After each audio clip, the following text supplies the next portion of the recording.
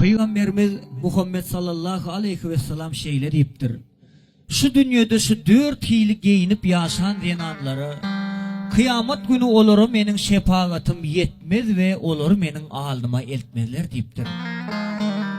Şu dünyada şu 4 yıl giyinip yaşan zenanları, Peygamberimizin kıyamet günü şefaati yetmezmiş. Ben hazır şoları size sanap bereyim.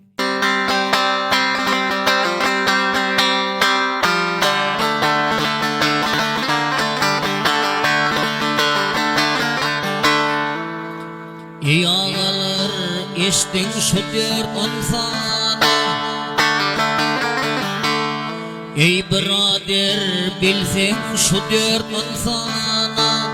Peygamberin şefaati yetmezmiş. Kulak koydu parmağın bas gel sana. Şu 4 iman mal şerrini unutmamış. Hatın olur ey ağacığın geyesi, yeni nesil daraltının seyesi. Haraptanlar gitse utanç hayatı, kıyamattan elin kanavanmalmış.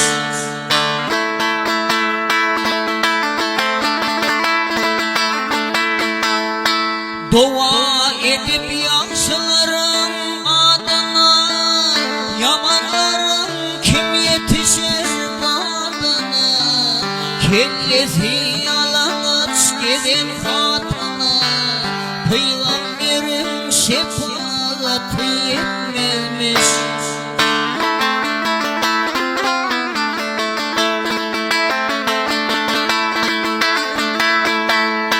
Kulak koy birini aydayın yine, taşından seyretsen olun bir yine.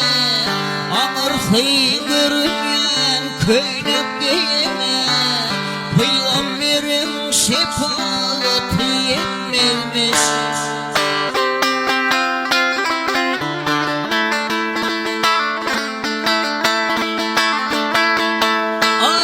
Üçüncü katına bolsun teyene, ömür boyu kakırsını iyene.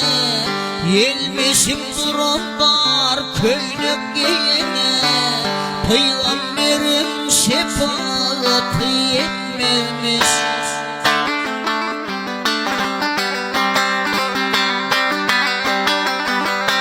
İtikat et İslam diyen yürülge, beylezinin kıyamatın ırılge. Kolça sok yali kol çirmelge, Peygamberin şefaati yetmezmiş.